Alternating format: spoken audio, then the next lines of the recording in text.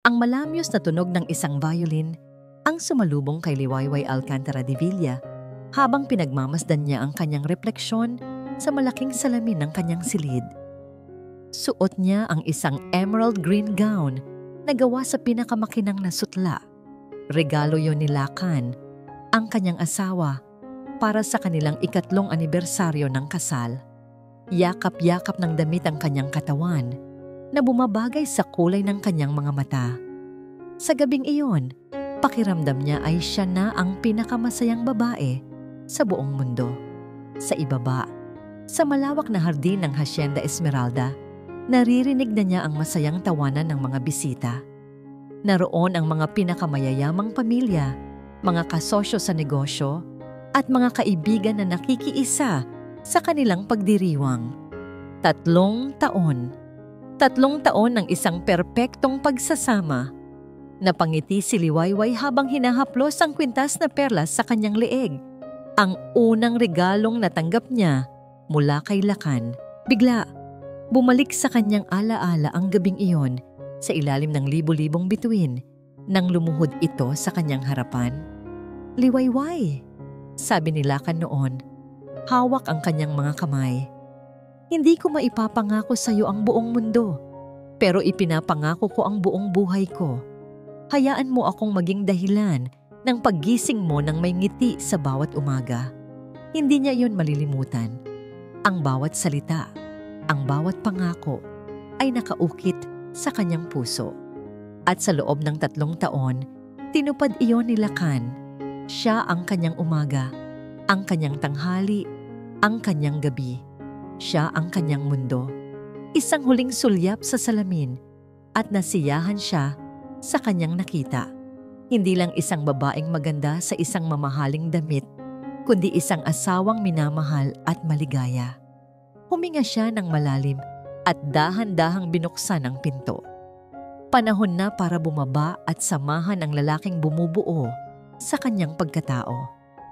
Habang naglalakad siya sa pasilyo na gawa sa nara, hinahanap ng kanyang mga mata si Lacan. Nais niyang sorpresahin ito, ang yakapin mula sa likod at ibulong kung gaano niya ito kamahal. Napansin niyang bahagyang nakabukas ang pinto ng kanilang library, isang lugar na madalas pag-usapan ni Lacan at ng ina nito, si Señora Corazon, ang tungkol sa negosyo. Mula sa loob, narinig niya ang pamilyar na boses ni Lacan, ngunit may kakaibang tono ito, isang tono ng pagkabahala. "Mama, sigurado ka ba rito? Paano kung hindi pa rin pumayag ang mami ni Liwayway?" tanong ni Lacan. "Huwag kang mag-alala, anak," sagot ng malamig na boses ni Señora Corazon. 3 taon mo nang pinapaikot sa iyong mga palad ang anak niya. Isang nangiti mo lang, isang matamis na salita, at bibigay din iyon. Ang kailangan lang natin ay ang pirma niya para sa 1.6 billion investment na yon. Pagkatapos nyon, maisasalba na natin ang lahat ng ari-arian ng pamilya. Napatigil si Liwayway. Ang kanyang mga paa ay tila napako sa kinatatayuan. 1.6 billion? Anong investment? 3 taon, Mama. 3 taon ng pag-arte. Narinig niyang sabi ni Lacan.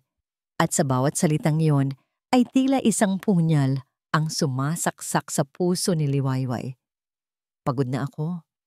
Minsan, kapag tinitingnan ko siya, nakokonsensya ako. Isang sarkastikong tawa ang pinakawalan ni Señora Corazon. "Konsensya? Huwag mo akong patawanin, Lacan. Ang konsensya ay para lamang sa mga mahihirap. Tandaan mo, ginagawa nating ito para sa pangalan ng mga de Villa. Ang kasal ninyo ay isang kontrata, isang negosyo, at malapit na tayong makakolekta. Kaya umayos ka. Bumaba ka na roon at gampanan mo ang papel ng isang mapagmahal na asawa. Pagkatapos ng gabing ito, siguraduhin mong makukuha mo ang pag-aproba niya." Hindi na makahinga si Liwayway.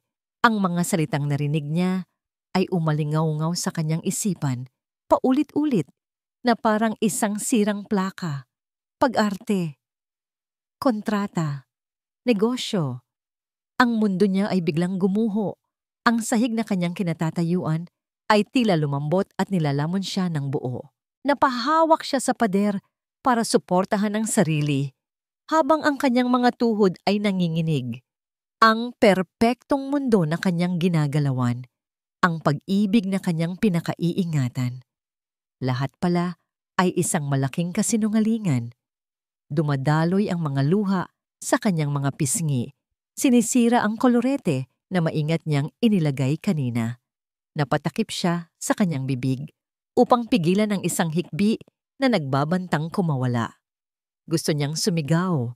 Gusto niyang sugurin ang 2 tao sa loob ng silid na yon at ipamukha sa kanila ang kanilang kataksilan. Ngunit habang nakatayo siya roon, nanginginig sa sakit at galit, isang bagong damdamin ang unti-unting gumapang sa kanyang pagkatao. Isang damdaming malamig, matigas, at mapanganib. Ang sakit ay hindi nawala, ngunit nag-iba ito ng anyo. Ang mga luhang pumapatak ay hindi na lang luha ng isang sawimpalad na biktima. Dahan-dahan, itinaas niya ang kanyang ulo. Kinuha niya ang isang maliit na salamin mula sa kanyang kutsilyo. Pinunasan niya ang bawat bakas ng luha sa kanyang mukha. Inayos niya ang kanyang lipstick. Huminga siya ng malalim. Isang hiningang naglalaman ng lahat ng pira-pirasong bahagi ng kanyang nawasak na puso. Nang tumingin siyang muli sa salamin, ibang babae na ang nakita niya. Ang mga matang puno ng pag-ibig kanina ay napalitan ng isang blangkong determinasyon. Ang nangiti na kanyang isinuot pabalik sa kanyang mga labi ay kasing ganda ng dati. Ngunit ngayon, wala na itong init. Ito na ngayon ay isang maskara, isang sandata. Dahan-dahan siyang naglakad palayo sa pinto ng library at bumalik sa hagdanan. Bawat hakbang ay may bigat ng isang bagong layunin. Nakikita niya si Lakan sa paanan ng hagdan, nakikipag-usap sa mga bisita. Nang makita siya nito, isang malawak na ngiti ang sumilay sa mga labi nito. Ang parehong ngiti na minahal niya, ang nangiting na ngayon ay alam niyang isang kasangkapan lamang. "Mahal ko," sabi ni Lakan, iniabot ang kamay sa kanya. "You look breathtaking. Happy anniversary." Kinuha ni Liwayway ang kanyang kamay. Malamig ang pakiramdam niyon. Hinalikan siya ni Lakan sa pisngi. Isang halik na dati nagpapakilig sa kanya. Ngunit ngayon ay parang yelo na dumampi sa kanyang balat. Ngumiti si Liwayway, isang matamis at perpektong nangiti. Itinaas niya ang kanyang kopita ng champagne kasabay ng pagtaas ng kopita ni Lakan. Nagtama ang kanilang mga mata. "Happy anniversary, mahal," bulong niya. Ang kanyang boses ay kalmado at malambing.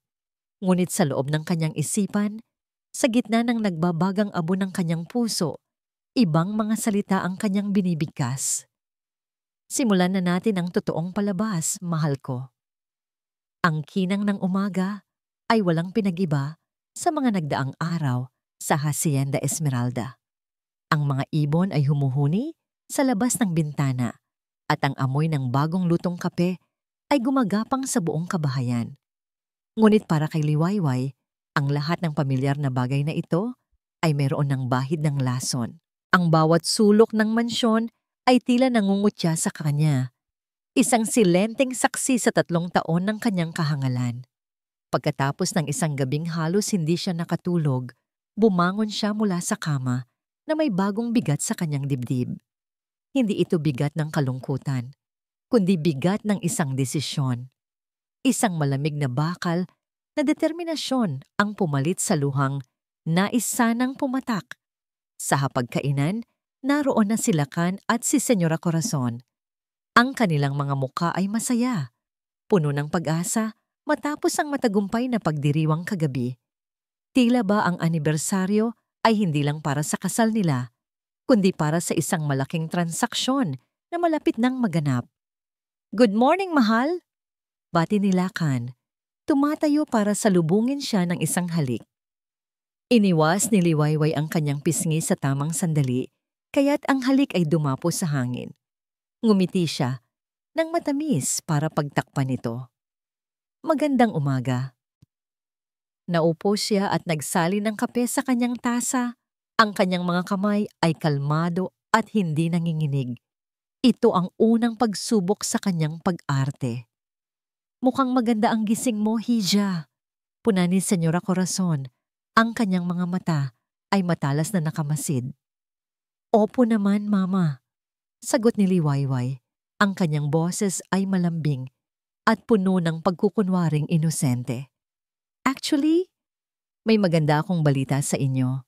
Agad na nagbago ang hangin sa paligid ng mesa. Itinigil ni Lacan ang pagbabasa ng dyaryo. Si Senyora Corazon ay bahagyang umayos ng upo. Ang kanyang interes ay biglang napukaw. Nag-atubili si Liwayway na para bang hindi sigurado kung paano sisimulan. Tumawag po kasi si Mami kagabi. Pagkatapos ng party, binati niya tayo.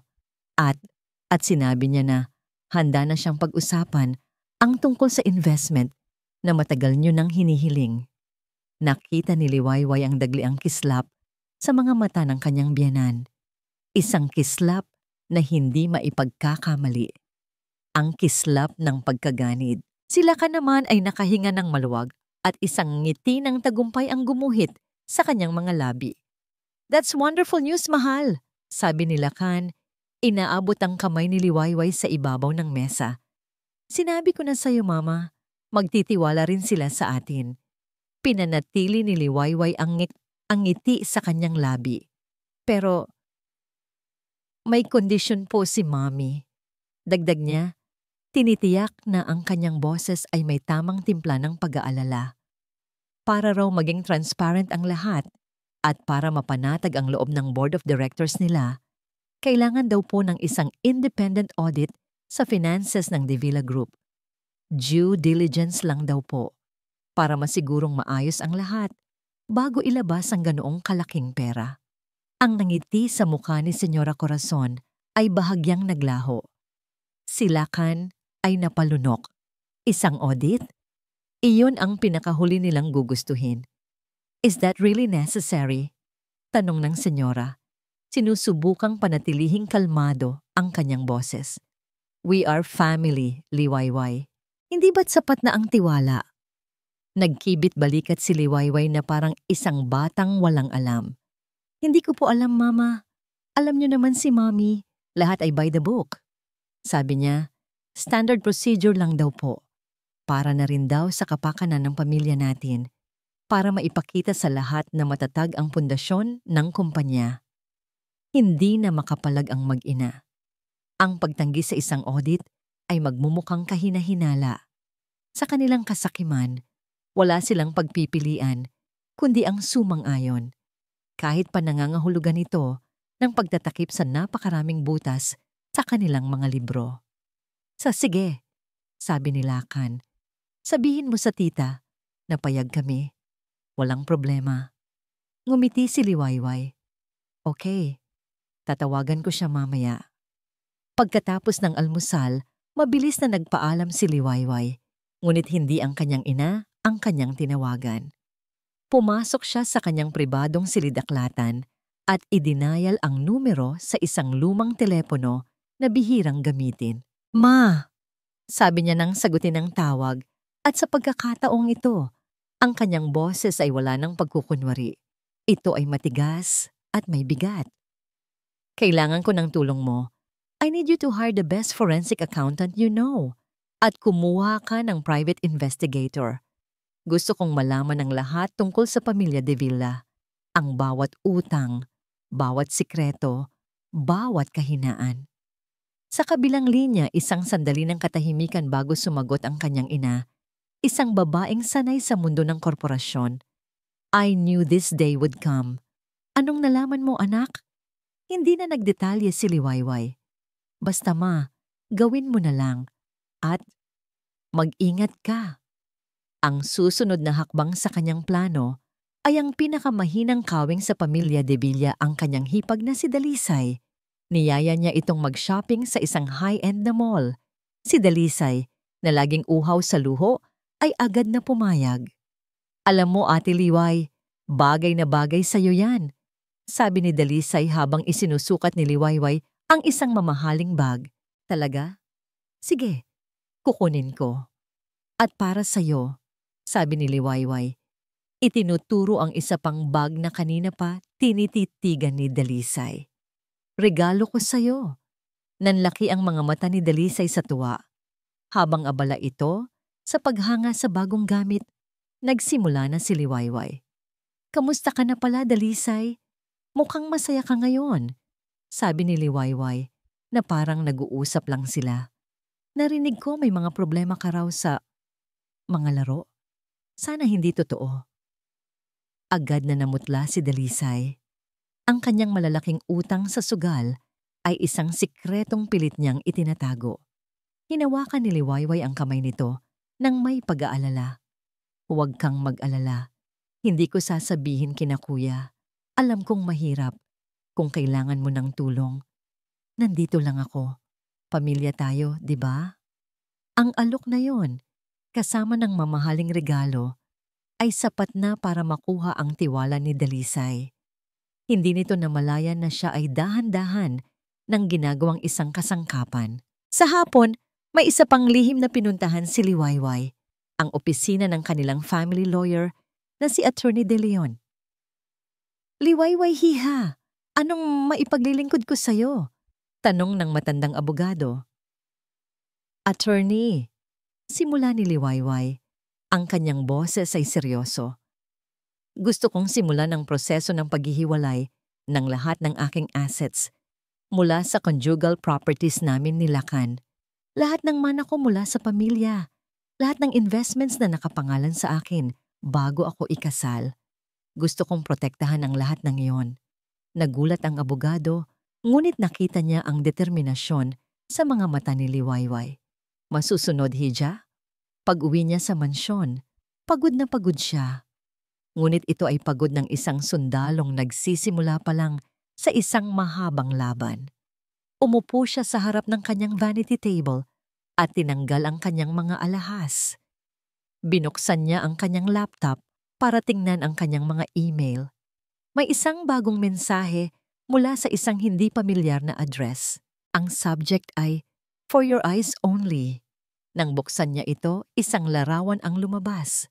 Ang kanyang asawang si Lakan na nakaupo sa isang tahimik na cafe, kaharap ang isang babae. Hindi ito mukhang isang business meeting. Ang paraan ng pagtingin ni Lakan sa babae, ang paraan ng paghawak nito sa kamay ng babae sa ibabaw ng mesa. Mayroong lambing at pamilyaridad doon. Isang panibagong sakit ang gumuhit sa puso ni Liwayway. Mas malalim at mas matalas. Ang pagtataksil pala ni Lakan ay hindi lamang tungkol sa pera.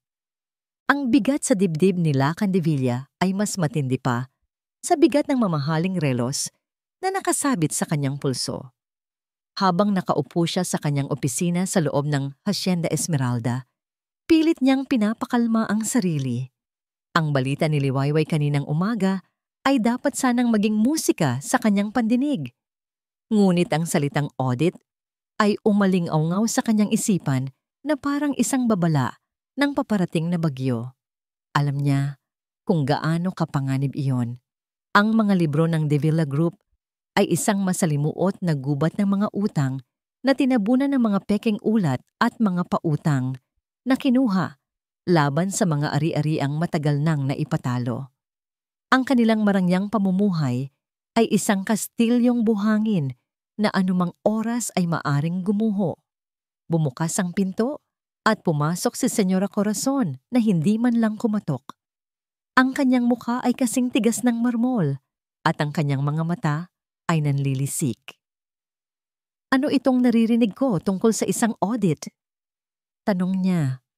Ang bawat salita ay may diin. Mama, kalma lang, sabi ni Lakan. Tumatayo.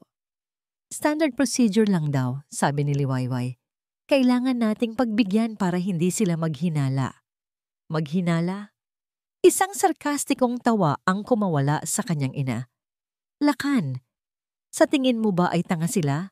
Ang pamilya Alcantara ay hindi nagtayo ng isang imperyo sa pamamagitan ng pagiging inosente. Ito ay isang pagsubok at hindi tayo pwedeng mabigo. Lumapit ito sa kanya at hinawakan siya ng mahigpit sa braso. Ang mga buwitre ay nag-aabang na Lakan. Ang mga pinagkakautangan natin ay nauubusan na ng pasensya. Kailangan natin ang perang yon. Kailangan mo itong makuha, ano man ang mangyari. Ginagawa ko ang lahat, Mama.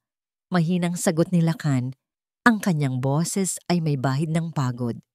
Isang malutong na sampal ang dumapos sa kanyang pisngi. Ang sakit ay hindi pisikal, kundi sa kanyang pagkalalaki. "Huwag mo akong biguin, Lakan," sabi ng kanyang ina.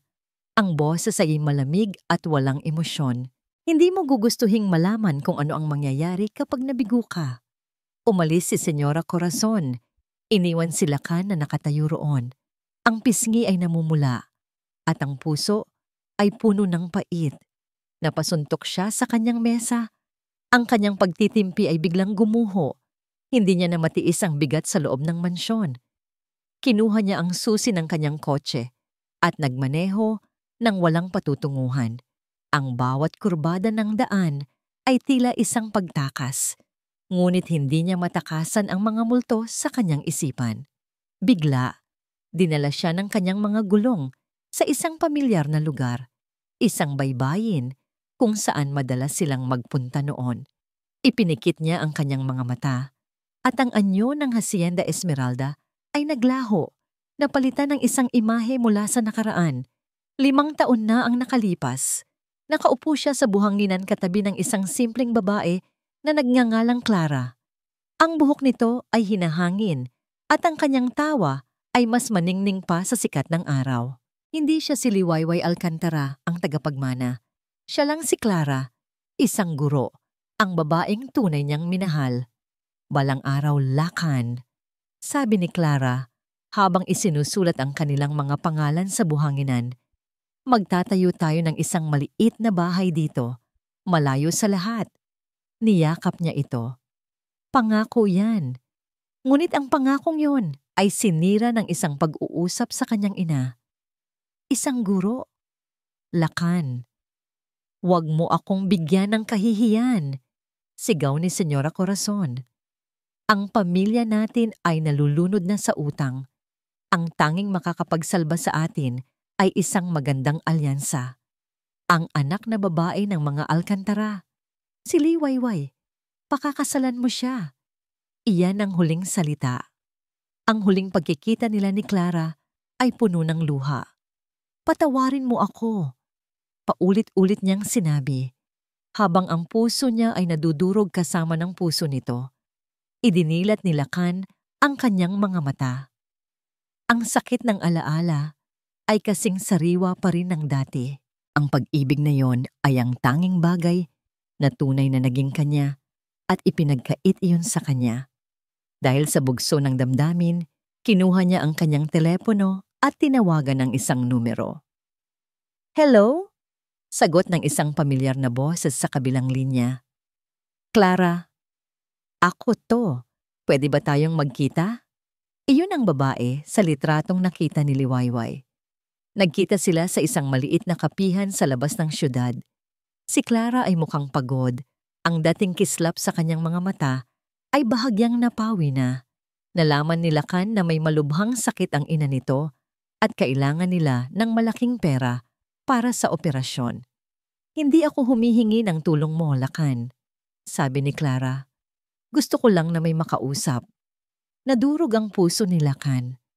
Hawak niya ang kayamanan sa kanyang mga kamay, ngunit wala siyang magawa. Ang bawat sentimo ng Divilla ay nakabantay. Ang pagtulong kay Clara ay imposible. "Patawarin mo ako." Iyon lang ang naisatinig niya. Isang pariralang naging bukambibig na niya sa babaeng ito. Gabi na nang umuwi si Lakan. Ang buong bahay ay tahimik na. Pumasok siya sa kanilang silid at nakita si Liwayway na mahimbing na natutulog. Ang mukha nito ay payapa, walang kamalay-malay sa lahat ng kasinungalingan at panlilin lang na bumabalot dito. Sa isang saglit, isang tunay na pagsisisi ang gumapang sa kanyang puso. Inosente si Liwayway. Mabuti siyang asawa. Hindi nito deserve ang lahat ng ito. Naisip niyang gisingin ito, ang ipagtapat ang lahat, ang itigil na ang kabaliwang ito. Ngunit pagkatapos, ang mga salita ng kanyang ina ay bumalik. Ang pamilya natin ay nalulunod na. Ang pangalan ng De Villa, ang takot na mawala ang lahat, ang yaman, ang kapangyarihan, ang pangalan, ay mas malakas kaysa sa kanyang konsensya. Tumalikod siya at nagbihis sa dilim. Hindi niya kayang sumuko ngayon.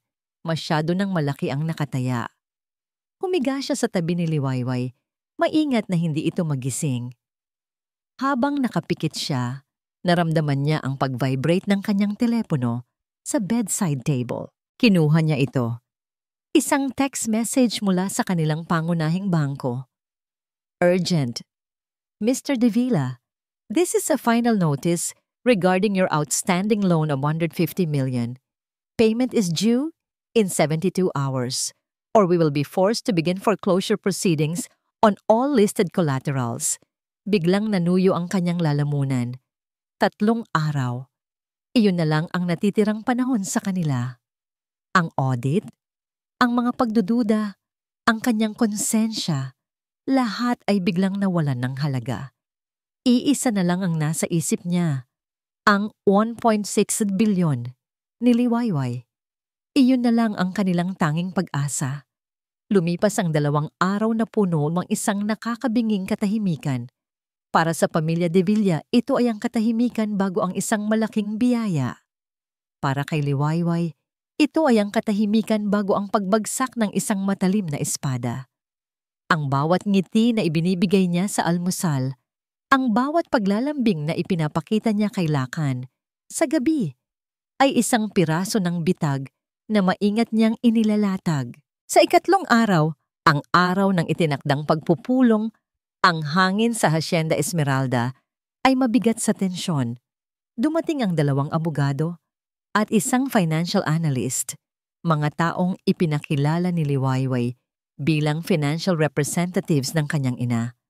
Sa katotohanan, sila ay mga taong personal niyang pinili, ang mga pinakamahuhusay sa kanilang larangan na ang tanging katapatan ay nasa kanya.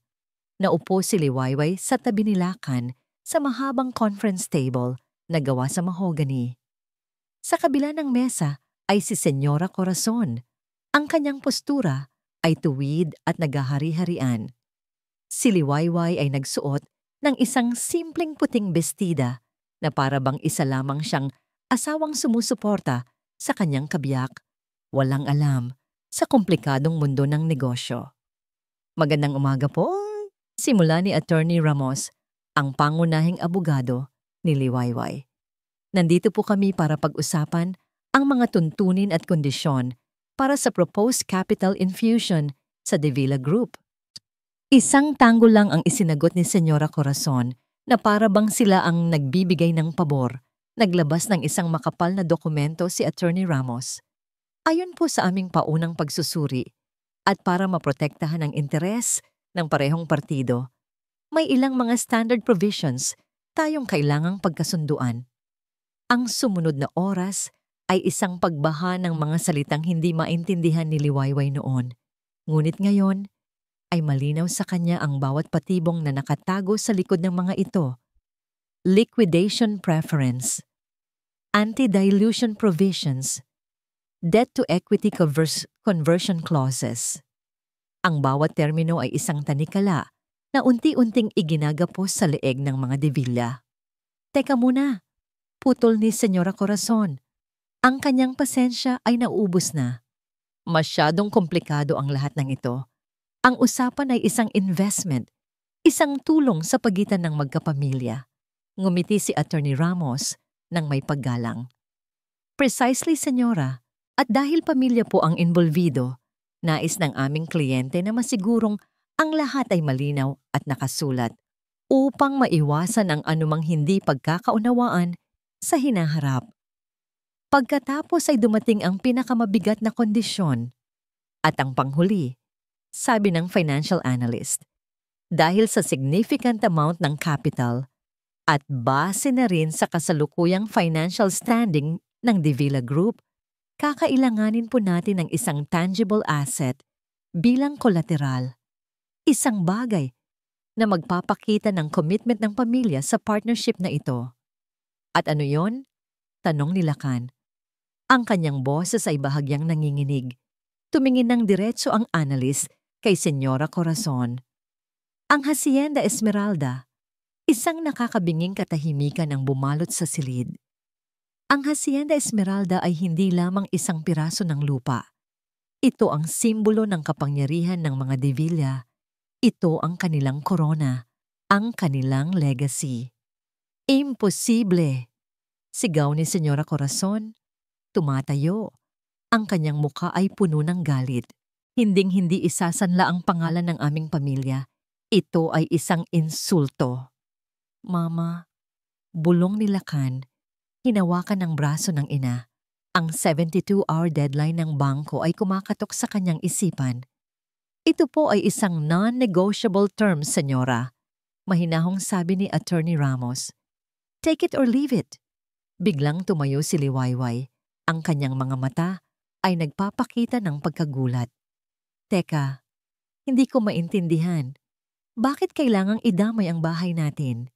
Mahal, ayoko nito. Ang kanyang pag-arte ay perpekto. Isa siyang nag-aalalang asawa na nalilito sa usapan ng mga matatanda. Sinamantala ni Lacan ang pagkakataon. Mama, pakinggan mo. Formalidad lang ito. Hindi naman mapupunta sa kanila ang hacienda. Sa oras na pumasok ang pera at makabangon ang kumpanya, matatanggal din agad ang pagkakasangla. Ito na ang tanging paraan. Hinila ni Senyora Corazon si Lacan palabas ng conference room. Sinadya ni Liwayway na maglakad patungo sa pinto para kumuha ng isang basong tubig, sapat na malapit para marinig ang kanilang nag-aapoy na pagtatalo sa pasilyo. Baliw ka na ba? Narinig niyang bulong ng senyora. Ibibigay mo ang lahat ng pinaghirapan ng mga ninuno natin para sa isang pangako? Wala na tayong pagpipilian, Mama. Desperadong sagot ni Lacan. Sa loob ng 3 araw, babawiin ng bangko ang lahat. Lahat! Mas gugustuhin mo bang mapunta tayo sa kalsada? Ito ay isang sugal na kailangan nating gawin. Ang bawat salita nila ay musika sa pandinig ni Liwayway. Tama ang kanyang hinala. Sila ay lubog na at ang kanyang alok ay ang nag-iisang salbabida na nakikita nila, isang salbabida na gawa sa bato. Bumalik siya sa kanyang upuan. Ang kanyang mukha ay blangko. Pagkaraan ng ilang minuto, bumalik ang mag-ina. Ang mukha ni Senyora Corazon ay maputla. Ang kanyang pagmamataas ay napalitan ng isang mapait na pagkatalo. Si Lacan ay pawis na pawis. Pumapayag kami. Sabi ni Senyora Corazon, ang kanyang boses ay halos hindi marinig. Inilatag ni Attorney Ramos ang isang preliminary agreement sa mesa. Ito po ay isang kasunduan na nagsasaad na sumasang-ayon kayo sa lahat ng mga tuntunin kasama na ang paggamit sa Hacienda Esmeralda bilang kolateral.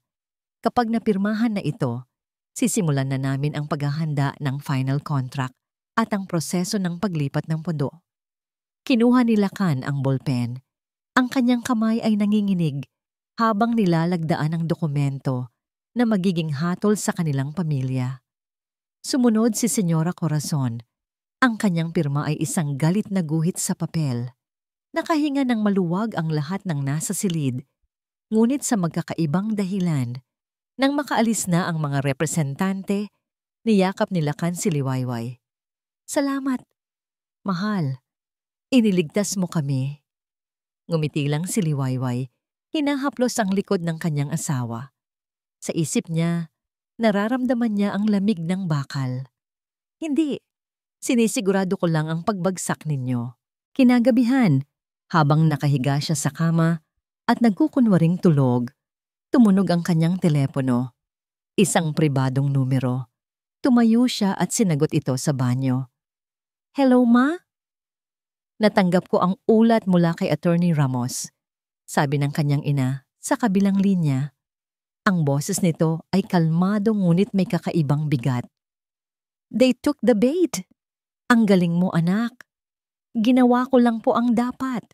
Sagot ni Liwayway, isang sandali ng katahimikan. Pagkatapos, nagsalita muli ang kanyang ina. Ang boses ay mas seryoso. Liway, anak, sigurado ka ba na gusto mong ituloy ito hanggang sa huli? May isang bagay kang hindi pa nalalaman. Ano po yun, ma? Ang katotohanan. Ang katotohanan tungkol sa investment na yan, sabi ng kanyang ina. Baka magulat ka. Baka mabago ang lahat para sa'yo. Ang mga salita ng kanyang ina ay bumabagabag kay Liwayway buong gabi. May isang bagay kang hindi pa nalalaman. Anong sikreto pa ang maaring mas masahol pa sa katotohanang ang buong pagsasama nila ay isang sandamakmak na kasinungalingan? Kinabukasan, nagpaalam siya kay Lakan na makikipagkita siya sa kanyang ina para plansahin ang mga huling detalye ng kasunduan. Ang kasinungalingan ay dumudulas na ngayon sa kanyang mga labi nang walang anumang pag-aalinlangan. Bahagi na ito ng kanyang bagong pagkatao. Nagkita sila sa isang tahimik na restaurant sa isang hotel, sa isang pribadong silid kung saan walang makakarinig sa kanila. Ang kanyang ina, si Leticia Alcantara, ay naroon na, kalmado at elegante, gaya ng dati. Isang babaeng naguutos ng respeto sa kanyang pagpasok pa lang. Umupo ka, anak, sabi ni Leticia. Itinuturo ang upuan sa tapat niya. Hindi na nagpaligoy-ligoy pa si Liwayway. Ma, ano po ang hindi ko nalalaman? Anong katotohanan ang sinasabi ninyo? Huminga ng malalim si Leticia. Itinabi nito ang tasa ng tsaa at tiningnan ng diretso ang anak sa mga mata. Liway, bago ko sabihin sa'yo, gusto kong malaman mo na mula pa lang sa simula, hindi na ako nagtiwala sa mga Devilla. Alam ko po iyan, ma. Hindi. Pagtatama ng kanyang ina, hindi mo alam kung gaano kalalim. Noong ipinakilala mo sa amin si Lakan, nagpaimbestiga na ako. Nakita ko ang mga utang, ang kanilang desperadong sitwasyon. Alam kong hindi pag-ibig ang habol nila sa'yo. Pera. Isang kirot ang dumaan sa puso ni Liwayway, ngunit pinigilan niya ito. Tapos na ang panahon ng pagiging biktima. Kaya nang sinabi mo sa akin na gusto nilang humiram ng napakalaking halaga para sa isang expansion project, pagpapatuloy ni Leticia, naisip ko na ito na ang pagkakataon para subukan sila, para ipakita sa iyo ang kanilang tunay na kulay. Napakunot ang noo ni Liwayway. Anong ibig niyong sabihin? Tinitigan siya ng kanyang ina. Ang bawat salita ay may bigat at talim. Anak, walang 1.6 billion. Walang investment. It never existed. Para kay Liwayway, ang mundo ay tumigil sa pag-ikot. Napatingin siya sa kanyang ina. Sinusubukang intindihin ang sinabi nito. Ang kanyang isip ay tila isang blangkong papel. Ano? Anong sabi niyo? Paanong? Iyon ay isang pain. Isang bitag na ako mismo ang gumawa. Paliwanag ni Leticia, ang kanyang boses ay matatag. Isang katang-isip na halaga na sapat na malaki para mabulag sila sa pagkaganid. Gusto kong makita kung hanggang saan ang kaya nilang gawin para sa pera. At hindi nila ako binigo. Dahan-dahan, ang lahat ay nagkaroon ng kahulugan. Ang pagmamadali ng mga Devilla, ang kanilang pagpayag sa lahat ng mga kondisyon, kahit pa ang pagsangla ng kanilang pinakaiingatang hasyenda. Isinugal nila ang lahat ng mayroon sila para sa isang bagay na hindi naman totoo. Isang halo-halong emosyon ang bumaha sa kalooban ni Liwayway. Pagkagulat, hindi makapaniwala, at pagkatapos, isang dahan-dahang pagkamangha sa talino at pag-iingat ng kanyang ina. Hindi siya nag-iisa sa laban na ito.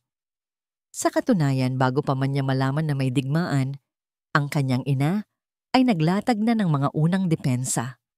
At higit sa lahat, isang nakakatakot na realisasyon ng kapangyarihan ang dumaloy sa kanyang mga ugat.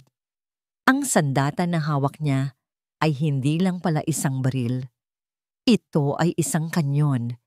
Ang kasunduang pinirmahan ng mga Devilla ay hindi lamang isang kontrata. Ito ay isang death warrant. Isinanla nila ang kanilang tahanan at legacy sa isang multo. "Bakit hindi niyo po sinabi sa akin agad?" tanong ni Liwayway. Ang kanyang boses ay nanginginig. Hindi dahil sa takot, kundi dahil sa tindi ng kanyang nararamdaman. "Dahil kailangan mong makita sa sarili mong mga mata, anak," malumanay na sagot ni Leticia. "Kailangan mong marinig mula sa kanilang sariling mga bibig. Ngayon, nasa iyo ang desisyon. Pwede na nating itigil ito.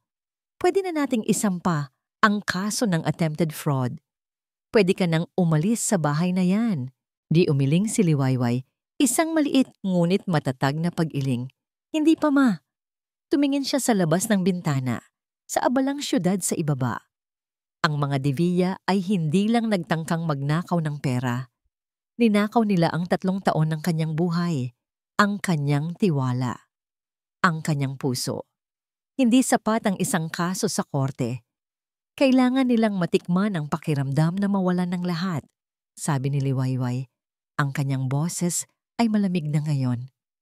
Kailangan nilang maranasan ang umasa sa isang bagay na hindi darating, katulad ng pag-asa ko sa isang pag-ibig na hindi pala totoo. Sinimulan nila ang laro, Mama. Tatapusin ko. Isang maliit na ngiti ang sumilay sa labi ni Leticia. Nakita niya sa kanyang anak hindi ang isang basag na babae, kundi ang isang reyna na handa nang bawi ng kanyang trono. Pagkatapos ng pag-uusap, nagmaneho si Liwayway ng walang direksyon. Ang kanyang isip ay puno. Ang kanyang puso ay mabigat sa lahat ng kanyang nalaman. Ang plano ay mas malaki at mas mapanganib na ngayon. Ang kapangyarihan sa kanyang mga kamay ay nakakalasing, ngunit nakakatakot din. Para makahanap ng kapayapaan, ipinarada niya ang kanyang sasakyan at naglakad-lakad. Dinala siya ng kanyang mga paa sa isang maliit at tahimik na eskinita, kung saan may isang art gallery na nakatago mula sa ingay ng mundo. Pumasok siya, umaasang ang sining ay maaaring magbigay ng kahit kaunting katahimikan sa kanyang magulong kaluluwa.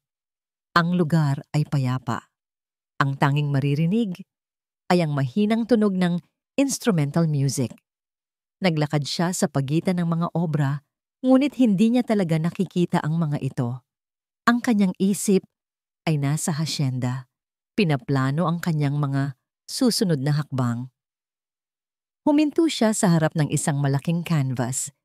Ito ay isang abstract painting na nagpapakita ng magulong mga kulay. Itim, pula, at kulay abo sa isang panig na tila isang malakas na bagyo. Ngunit sa kabilang panig, sa gitna ng kaguluhan, may isang maliit na sinag ng gintong liwanag na sumisikat na nagiging isang payapang kulay asul. Magulo, hindi ba? Isang malumanay na boses ang bumasag sa katahimikan. Napalingon si Liwayway at nakita ang isang lalaki na nakatayo hindi kalayuan sa kanya. Ito ay matangkad, may simpleng kasuotan, at may mga matang tila nakikita ang higit pa sa iyong panlabas na anyo. Ganyan talaga minsan ang buhay. Pagpapatuloy ng lalaki, lumalapit sa painting. Sa gitna ng pinakamalakas na unos, doon madalas nagtatago ang liwanag. Hindi nakapagsalita si Liwayway. Ang mga salita ng estranghero ay tila tumama sa isang bahagi ng kanyang pagkatao na matagal na niyang itinatago. Ngumiti ang lalaki. "Ako nga pala si Amihan Salcedo. Ako ang may-ari ng lugar na ito." "Liwayway," maikling sagot niya. Tumingin si Amihan mula sa painting patungo sa kanyang mga mata. Nakita nito ang bakas ng kalungkutan doon, ang anino ng isang laban na hindi masabi. May mga nagsasabi na ang sining ay salamin ng ating kaluluwa, sabi nito sa isang mahinang boses. Pero para sa akin, ang sining ay isang pangako. Pangako? Oo, sagot ni amihan. Isang pangako na kahit gaano man kadilim o kasakit, laging may posibilidad ng kagandahan. Tumingin itong muli sa painting.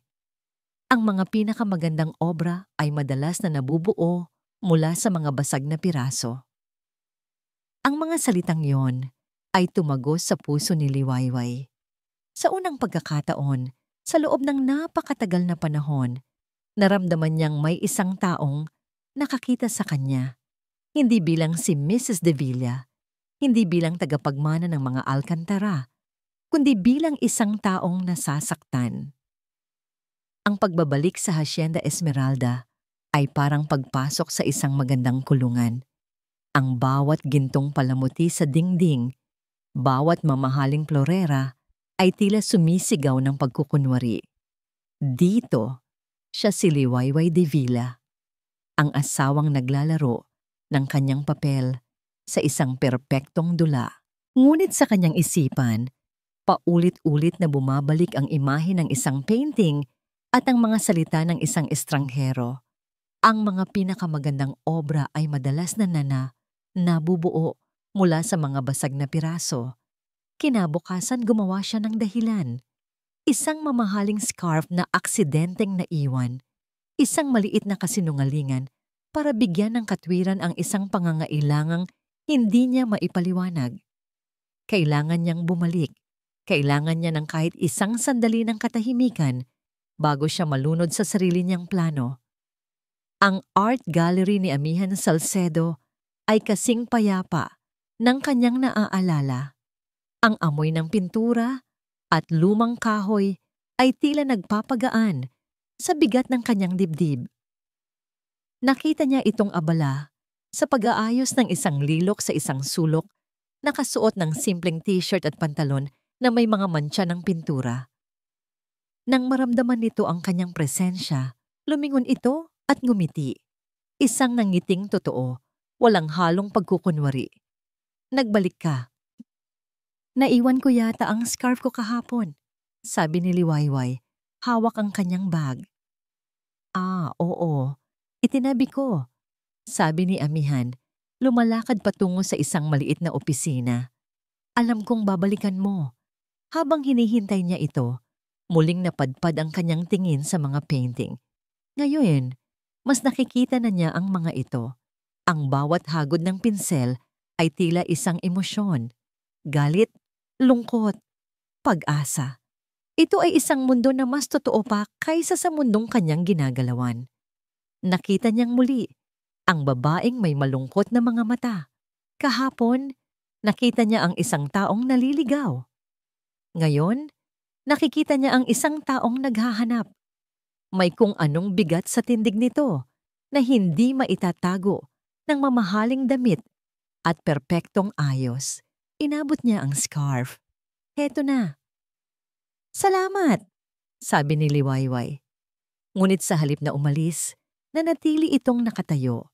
Ang mga mata ay nakatuon sa isang partikular na obra, isang basag na banga na muling binuno gamit ang gintong pandikit, isang sining na tinatawag na kintsugi. Alam mo ba ang kwento niyan? Tanong ni Amihan, lumalapit. Sa Japan, naniniwala sila na kapag nabasag ang isang bagay, hindi dapat itago ang mga lamat nito. Sa halip, dapat itong bigyang diin dahil ang mga basag na bahagi, ang mga dinaanang pagsubok, ang siyang nagbibigay ng bagong ganda at katatagan sa isang bagay.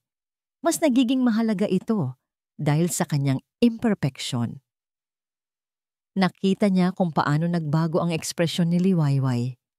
Isang guhit ng sakit na sinundan ng isang kislap ng pagkaunawa. Tila ba hindi sila tungkol sa isang banga nag-uusap, kundi tungkol sa kanya. Ang bawat salita ni Amihan ay tumatagos sa kanyang kaluluwa. Mas nagiging mahalaga dahil sa kanyang imperfeksyon. Iyon ba siya? Isang basag na banga na naghihintay na mabuo muli? Mukhang napakaganda. Iyon lang ang nasabi niya. Gusto mo bang magkape? Alok ni Amihan. Tila naramdaman nitong kailangan niya ng dahilan para manatili. Pumayag siya. Sa maliit na pantry sa likod ng gallery, ipinagtimpla siya nito ng kape. Doon, sa gitna ng katahimikan, naglakas loob siyang magtanong. Lagi ka na bang ganito? Napapaligiran ng sining? Ngumiti si Amihan. Hindi. Dati, nasa corporate world ako.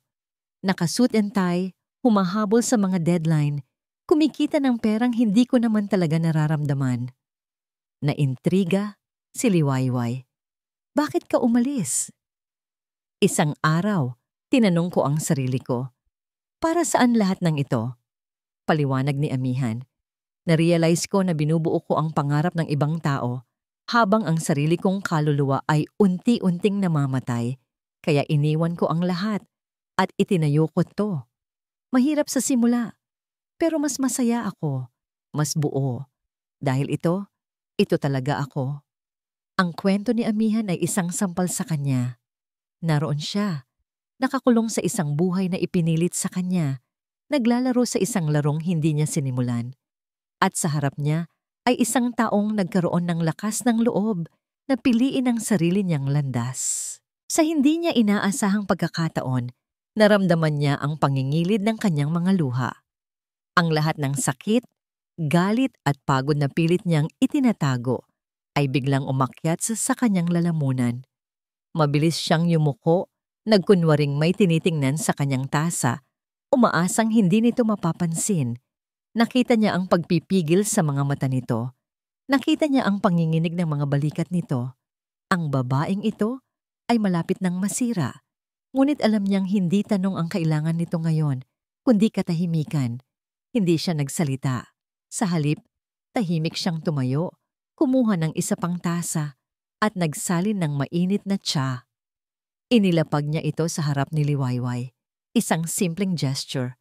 Walang tanong. Walang panghuhusga.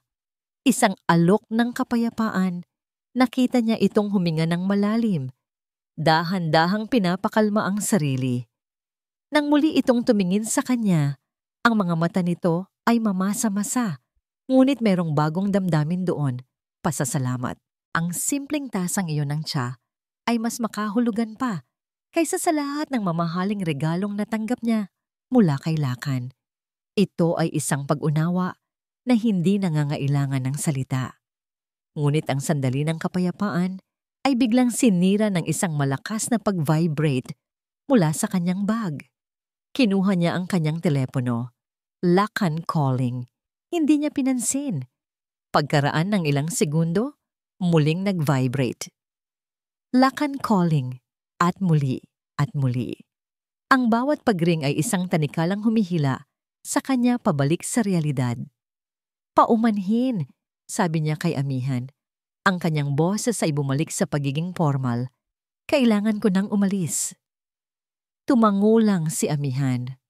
Mag-iingat ka, Liwayway. Habang naglalakad siya palabas, naramdaman niya ang isang matinding pagtutol. Ayaw niyang umalis. Ayaw niyang bumalik. Ngunit kailangan. Hindi pa tapos ang laban. Pagkasakay niya sa kotse, sinagot niya ang tawag. Hello? Nasaan ka? Kanina pa kita tinatawagan. Ang boses ni Lakan ay puno ng inis at pag-aari. May meeting tayo kasama ang mga accountant. Kailangan ka dito. Papunta na ako.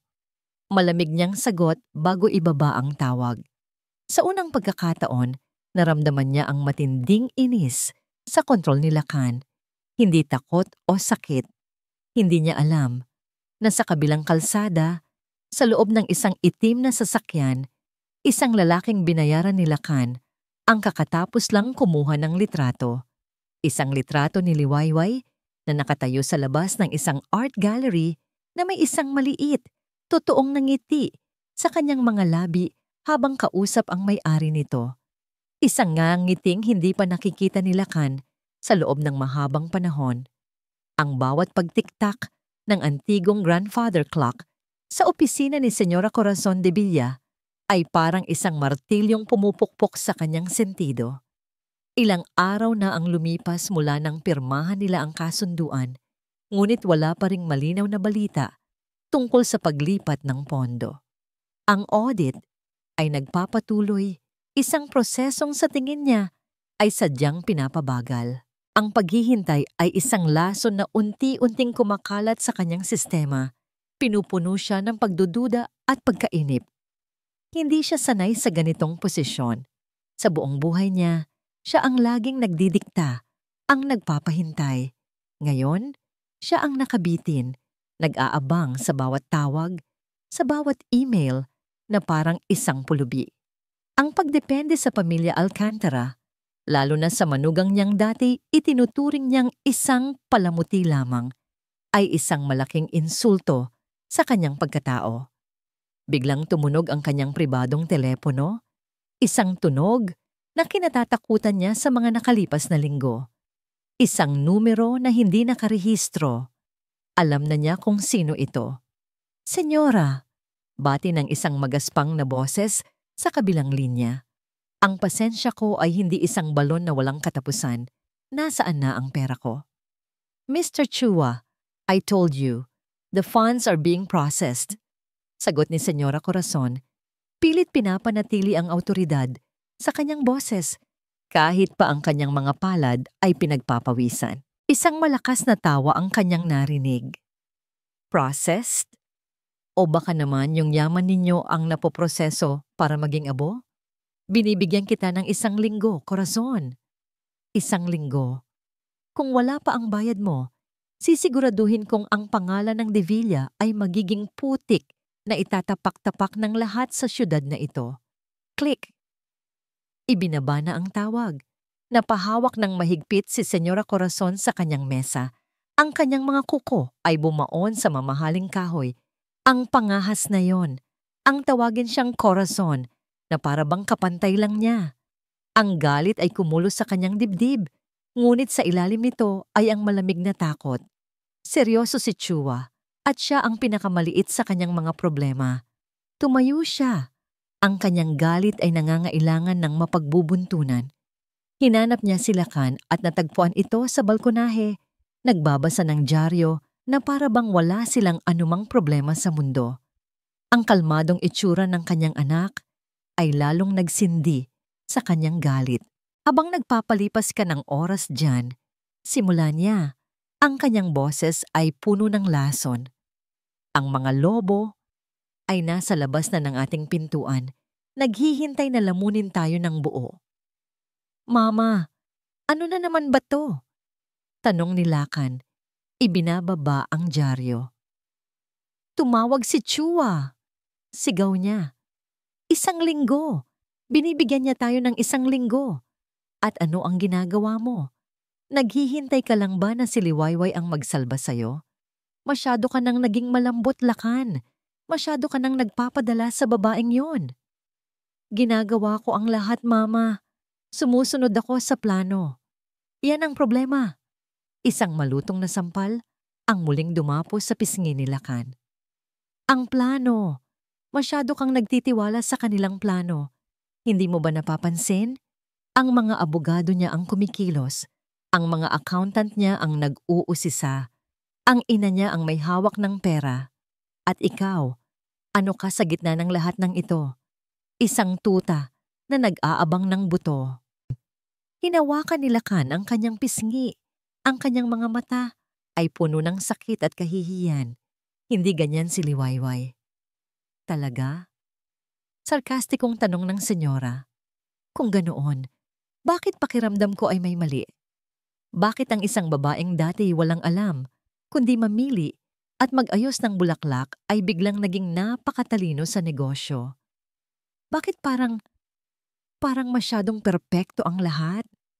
Ang hinala na dati isang maliit na tinik lamang sa kanyang isipan ay isa na ngayong malaking punyal.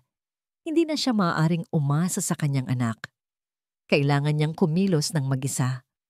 Tinalikuran niya si Lacan at bumalik sa kanyang opisina. Ikinandado niya ang pinto. Mayroon siyang sariling mga kontak, mga taong mas marumi magtrabaho, mga taong kayang pumasok sa mga lugar na hindi kayang pasukin ng ordinaryong investigador. Kinuha niya ang isang burner phone mula sa kanyang drawer at idinayal ang isang numero. "Montenegro," sagot ng isang boses. "Kailangan ko ng impormasyon," sabi ni Senyora Corazon.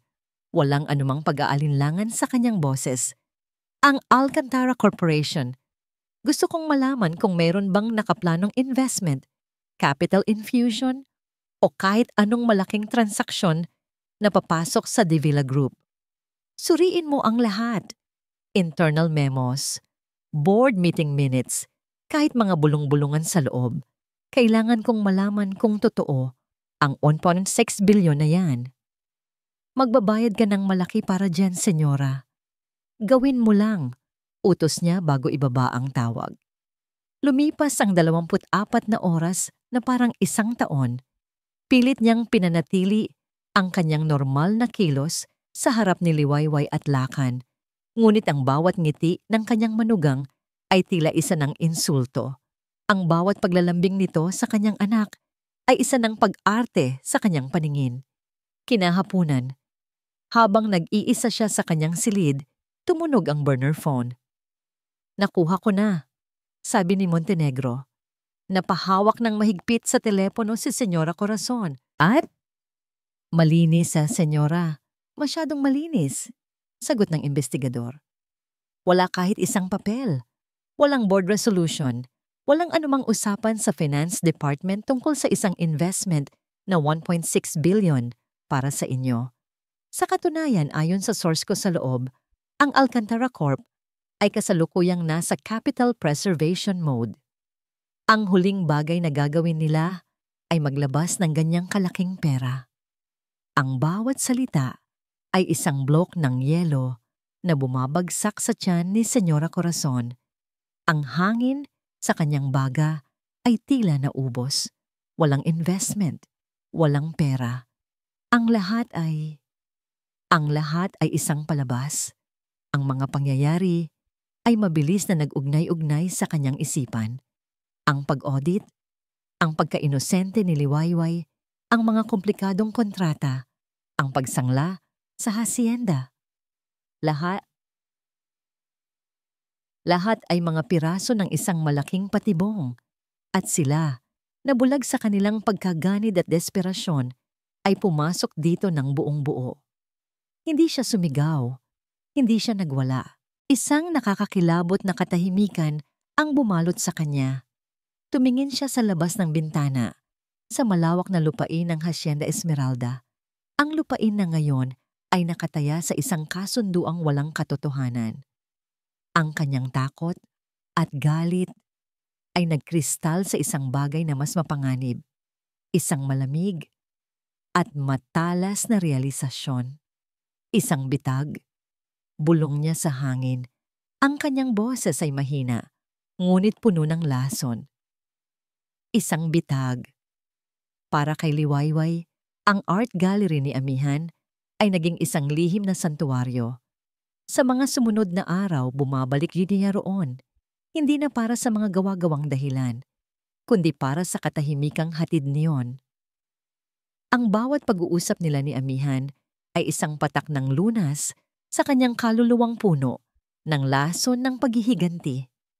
Doon, sa munting espasyong yon, hindi siya si Geng de Villa na nagpapanggap, kundi si Liwayway lamang, isang babaeng unti-unting natututong buuin muli ang kanyang mga basag na piraso. Ngunit ang kapayapaan ay isang hiram na sandali lamang. Isang hapon, habang naglalakad siya pabalik sa kanyang sasakyan mula sa gallery, naramdaman niya ang isang kakaibang lamig sa hangin. Pag-uwi niya sa hacienda, sinalubong siya ng isang katulong. "Pinapatawag po kayo ni Senyora Corazon sa library, ma'am," sabi nito. Ang mga mata ay nakayuko. Isang kaba ang biglang gumapang sa dibdib ni Liwayway. Ang library, ang lugar kung saan nagsimula ang lahat ng ito. Dahan-dahan siyang naglakad patungo roon. Ang bawat hakbang ay mas mabigat kaysa sa nauna. Pagbukas niya ng pinto, nakita niya ang kanyang biyenan na nakaupo sa likod ng malaking mesa nito. Kalmado na parang isang reynang naghihintay sa isang taksil. Walang bakas ng pagkabalisa o galit sa mukha nito. Sa halip, mayroon itong isang malamig at kalkuladong nangiti. Ang itsurang yon ay mas nakakatakot pa kaysa sa anumang sigaw. "Maupo ka, Liwayway," sabi ni Senyora Corazon. Ang kanyang boses ay malambing ngunit may talim. Umupo si Liwayway, pinapanatili ang kanyang postura. "Ano po ang kailangan ninyo, Mama?" Hindi sumagot ang senyora. Sa halip, kinuha nito ang isang malaking brown envelope mula sa kanyang drawer. Dahan-dahan nitong binuksan yon at inilabas ang laman. Mga litrato. Ikinalat niya ang mga ito sa mesa na parang mga baraha sa isang sugal. Ang bawat isa ay isang patalim na tumusok sa mga mata ni Liwayway. Nandoon siya, nakatayo sa labas ng art gallery. Nandoon siya, kausap si Amihan. Nandoon siya, nakangiti. Isang totoong nangiti na matagal nang hindi niya naisuot sa loob ng hasyenda. Ang mga kuha ay malayo, ngunit malinaw, malinaw na malinaw. "Akala mo ba, hindi ko malalaman?" tanong ni Senyora Corazon. Ang kanyang boses ay isang mapanuyang bulong. "Akala mo ba, sa lahat ng ipinakita mong kabaitan at tulong, ay isa kang inosenteng anghel? Habang ang asawa mo ay nagtatrabaho para isalba ang negosyo ng pamilya, ikaw pala ay nakikipagtagpo sa ibang lalaki." Isang yelo, ang tila namuo sa sikmura ni Liwayway. "Walang katotohanan yan." "Talaga ba?" Tumawa ang senyora. Isang tawang walang kagalakan. Hindi iyan ang sasabihin ng mga litratong ito.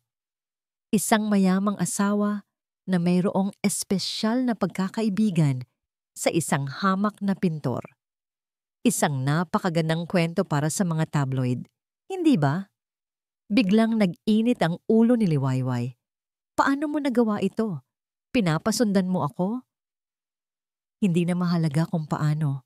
Putol ng senyora, ang kanyang nangiti ay naglaho at napalitan ng isang matigas na ekspresyon. "Ang mahalaga ay kung ano ang gagawin ko rito at kung ano ang gagawin mo." Doon, naintindihan ni Liwayway. Hindi ito tungkol sa selos o moralidad.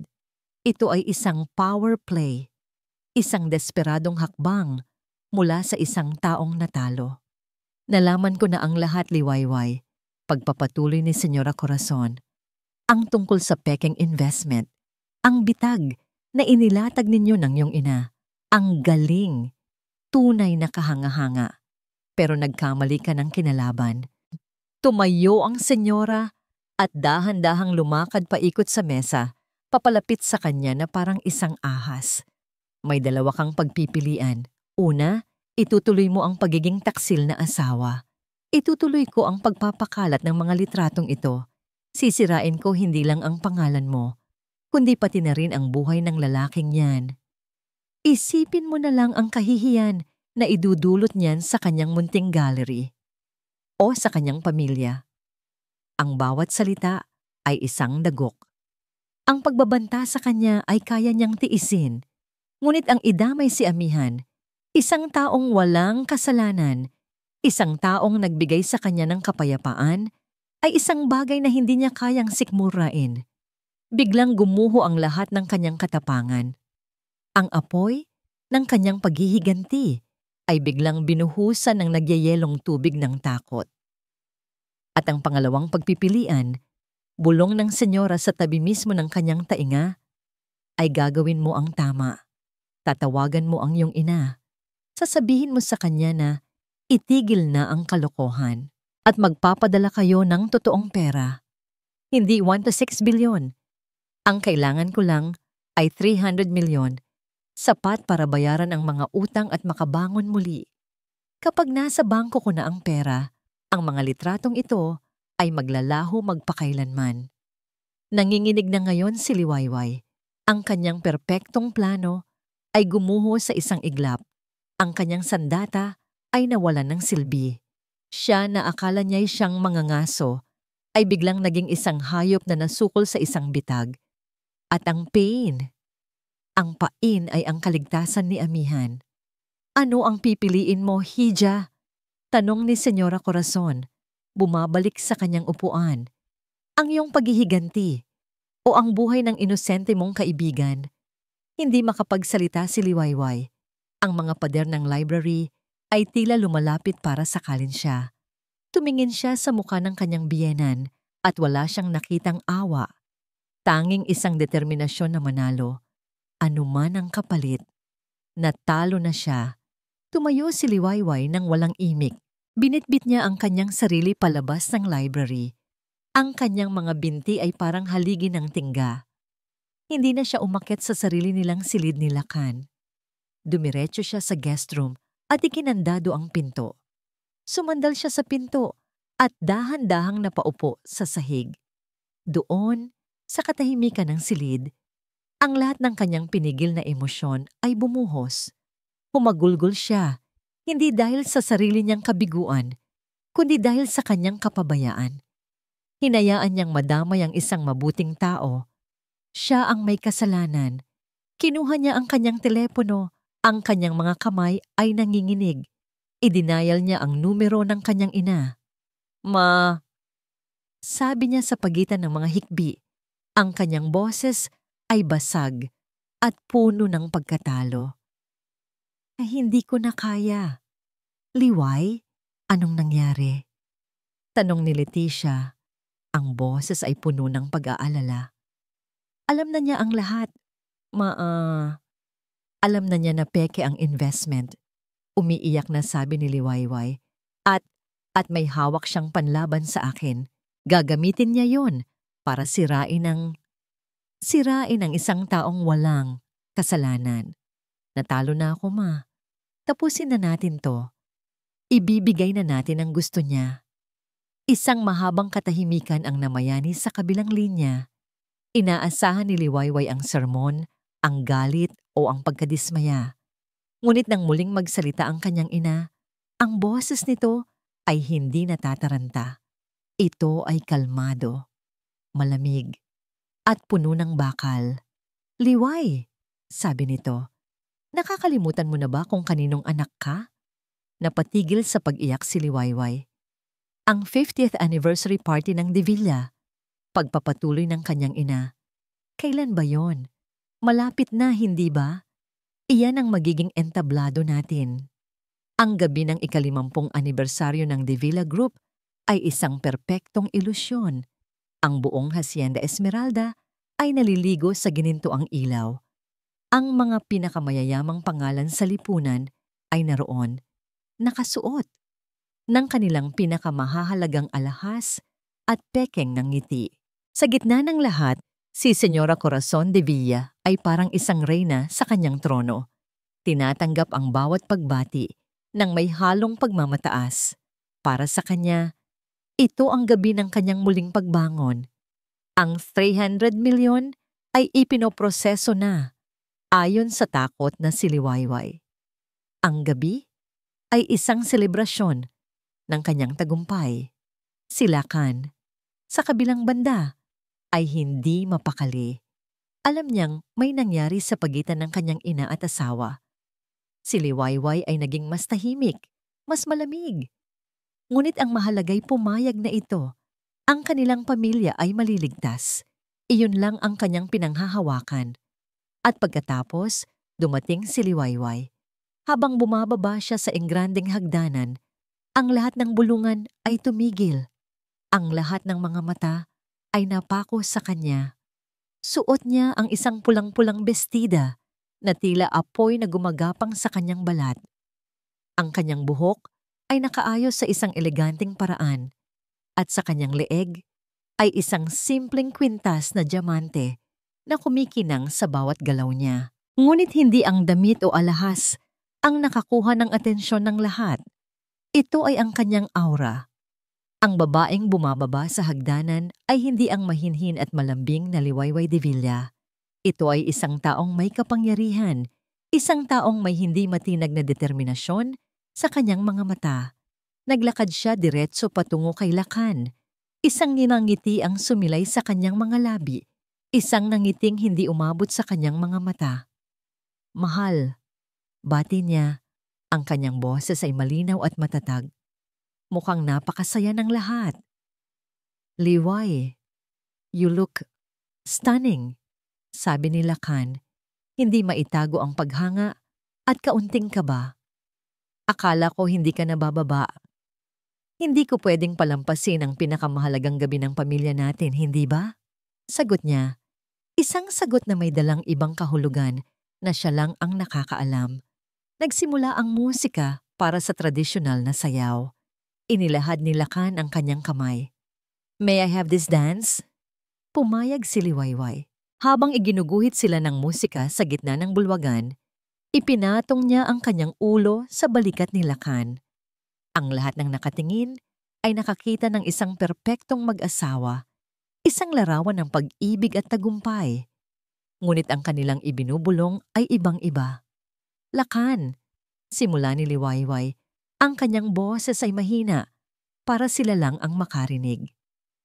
Bigyan mo ako ng isang pagkakataon, isang huling pagkakataon para sa katotohanan. Napakunot ang noo ni Lakan. Anong ibig mong sabihin?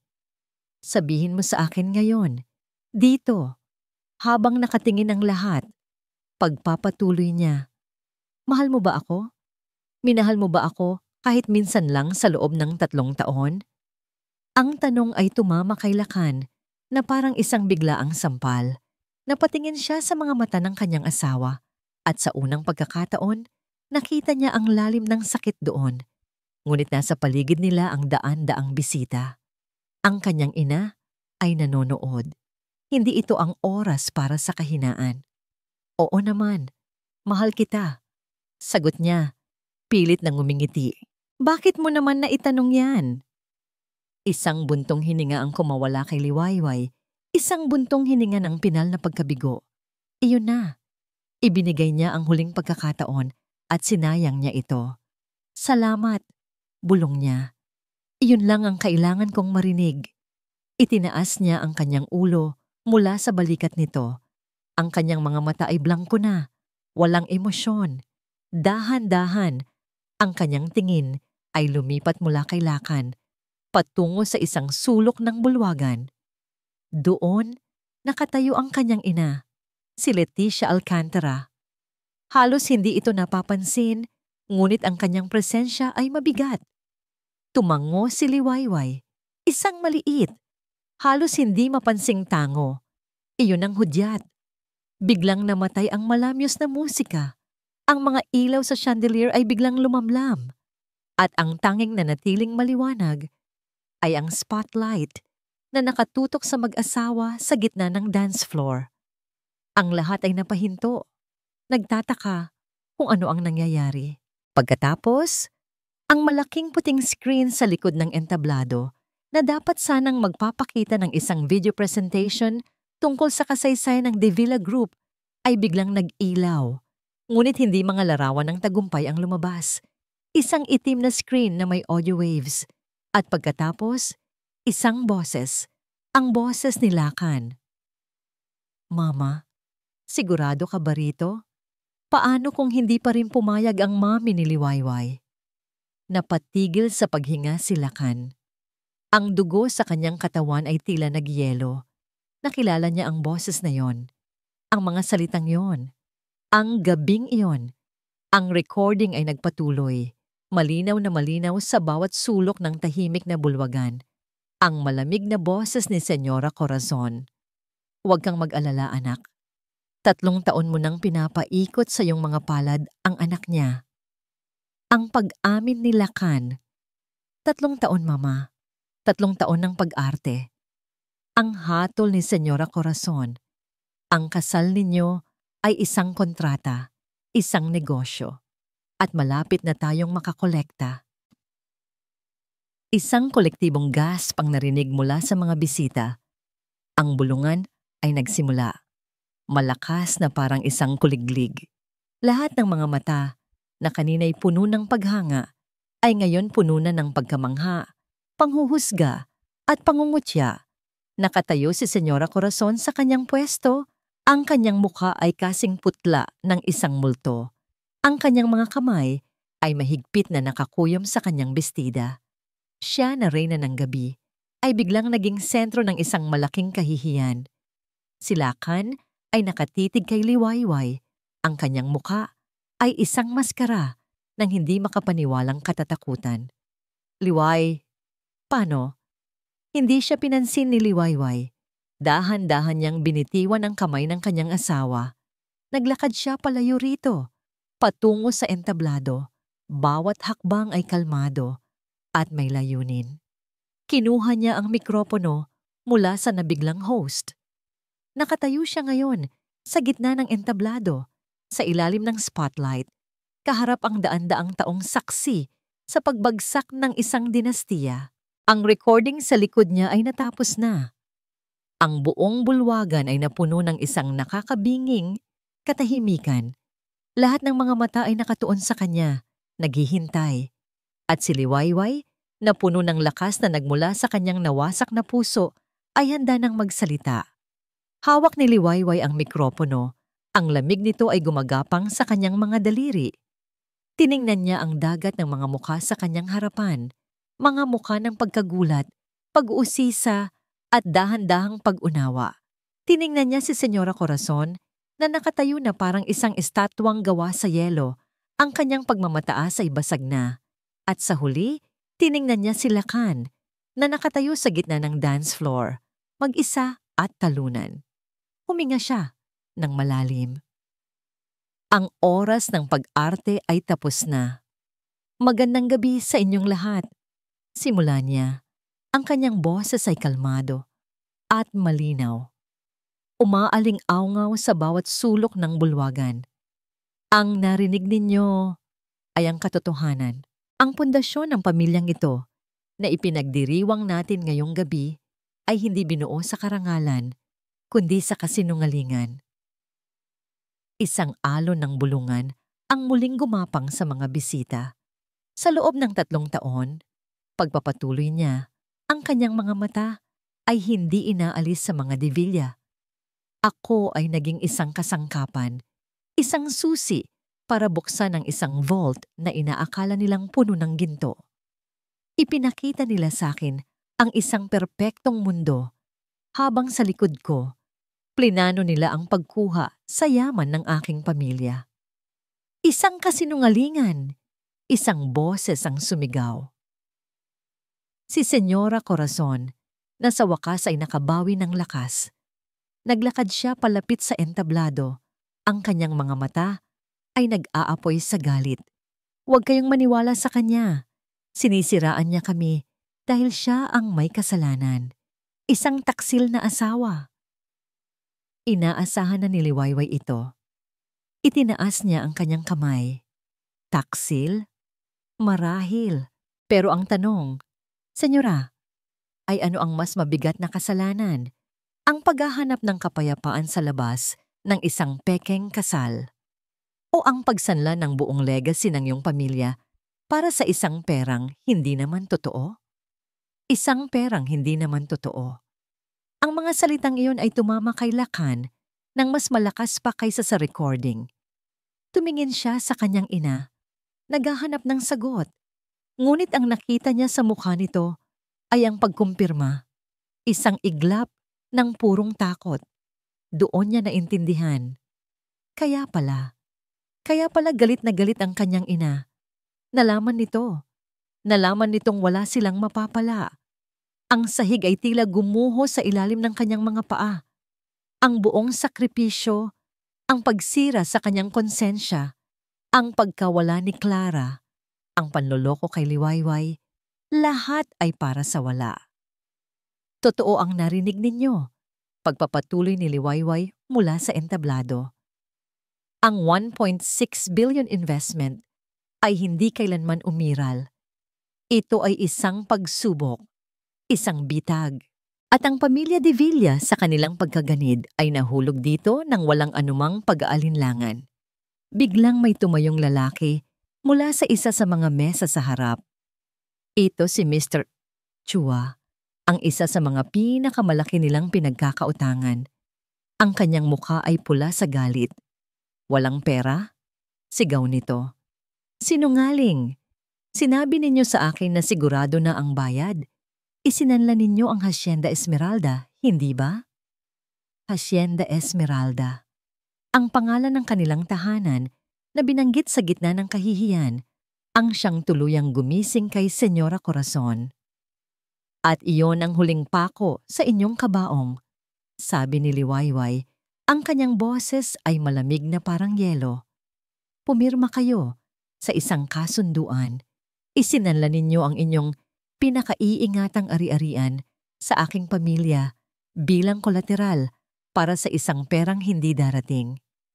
Sa legal na usapan, ang Hacienda Esmeralda ay hindi na sa inyo. Hindi! Sigaw ni Senyora Corazon. Sinusubukang akyatin ang entablado. Ngunit pinigilan siya ng security. Ang sigaw na yon ang nagsimula ng kaguluhan. Ang iba pang mga pinagkakautangan na naroon sa pagdiriwang ay nagsitayuan na rin.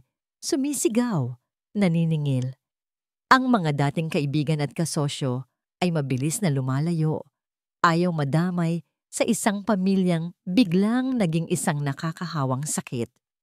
Ang perpektong selebrasyon ay naging isang magulong palengke ng mga akusasyon at paniningil. Sa gitna ng lahat ng ito, tiningnan ni Liwayway si Lacan.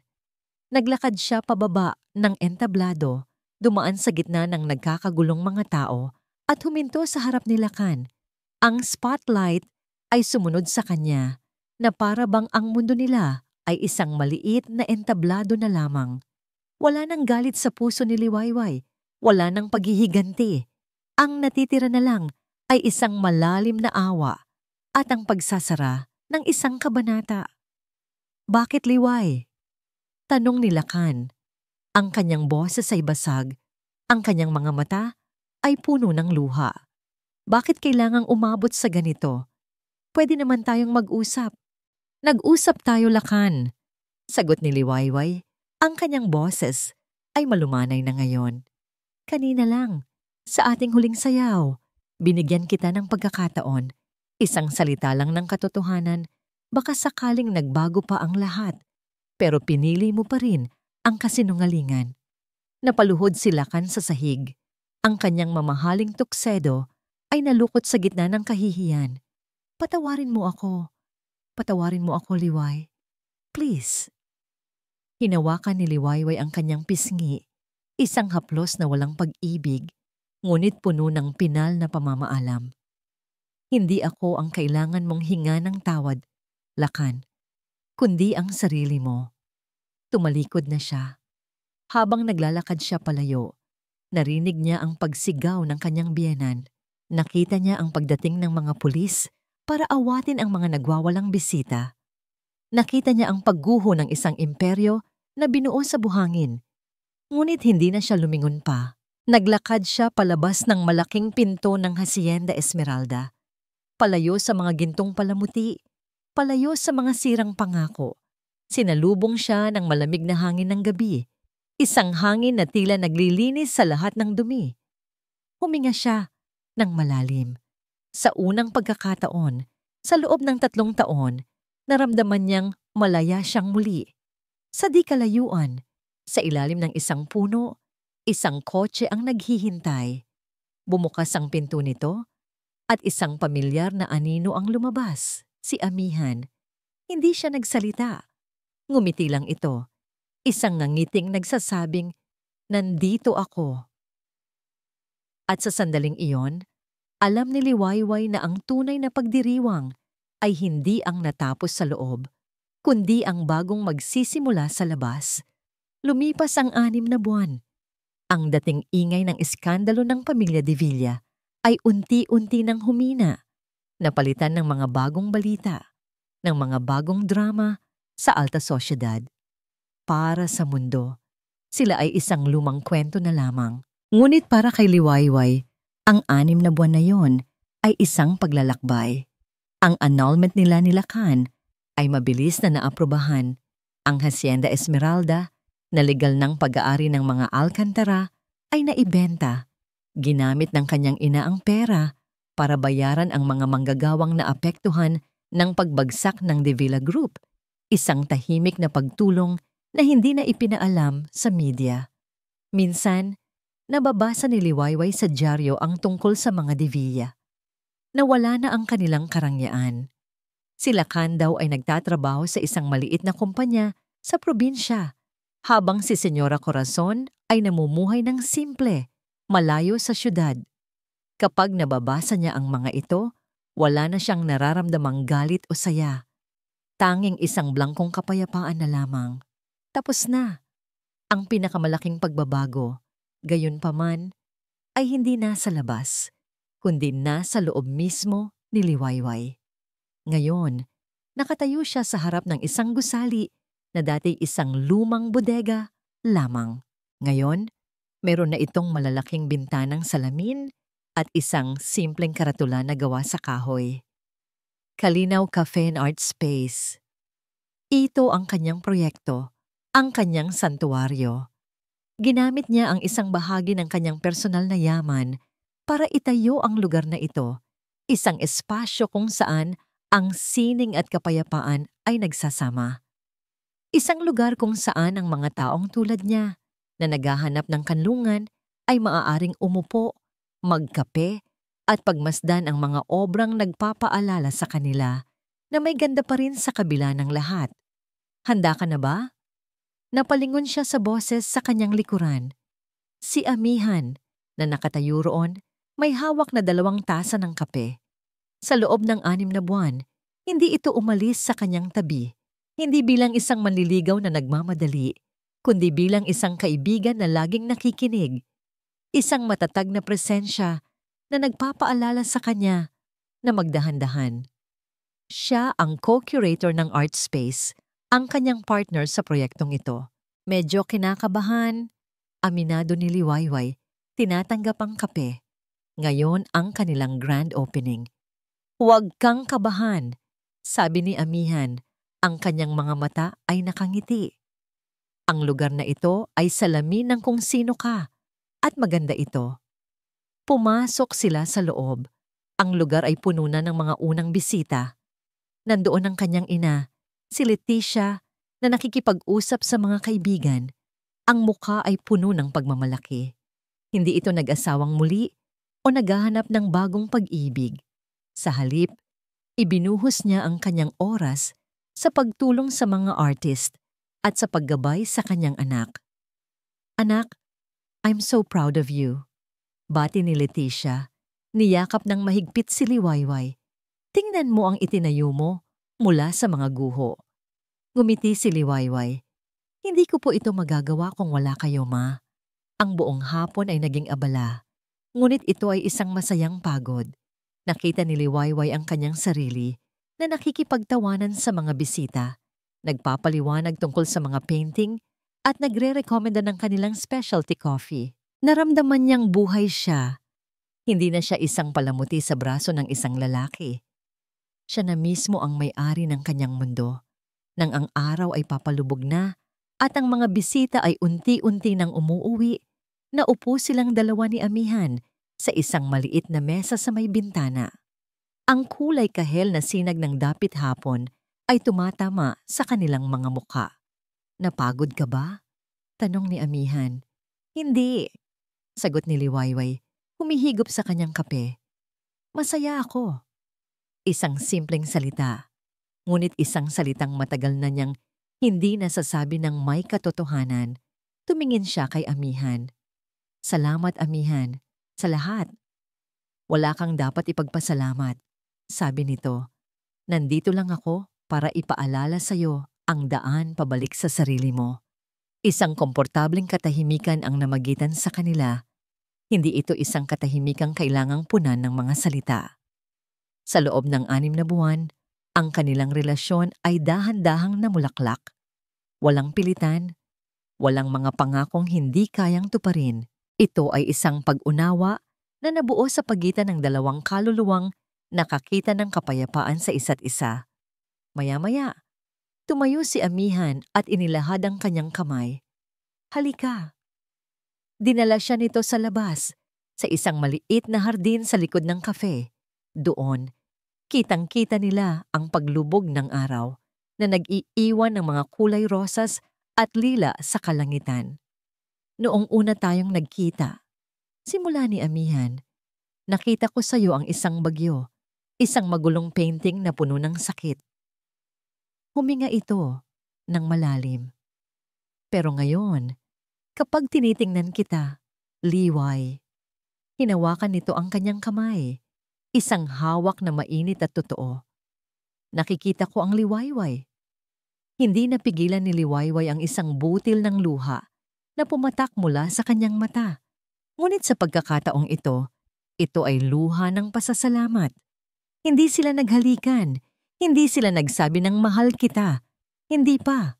Sa halip, tumayo lang sila roon, magkahawak kamay, habang pinapanood ang huling sinag ng araw na maglaho at naghihintay sa pagdating ng mga bituin.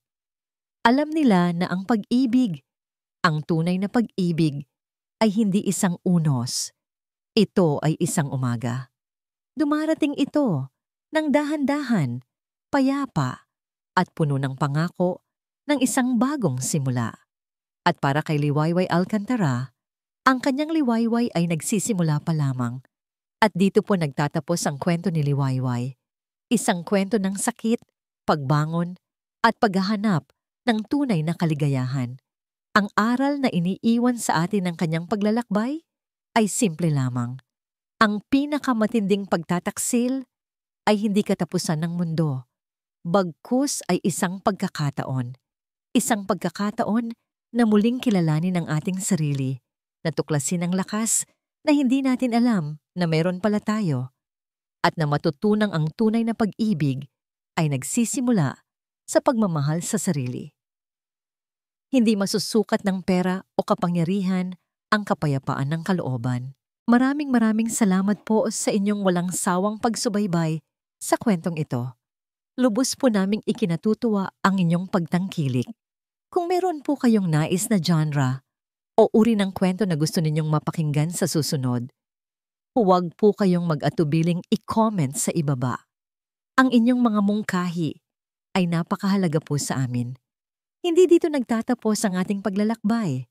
Marami pa pong kwentong kasing ganda at mas puno ng aral dito sa aming channel. Kung nagustuhan nyo ang kwentong ito, i-like, i-share sa pamilya at mga kaibigan, at mag-subscribe na rin para lagi kayong updated sa mga susunod pa naming kwento. I-click ninyo ang notification bell para kayo ang unang makarinig kapag may bago kaming upload. Pagpalain po kayo ng Panginoon, kayo at ang inyong buong pamilya. Hanggang sa muli. Hindi binasa ang sulat ko,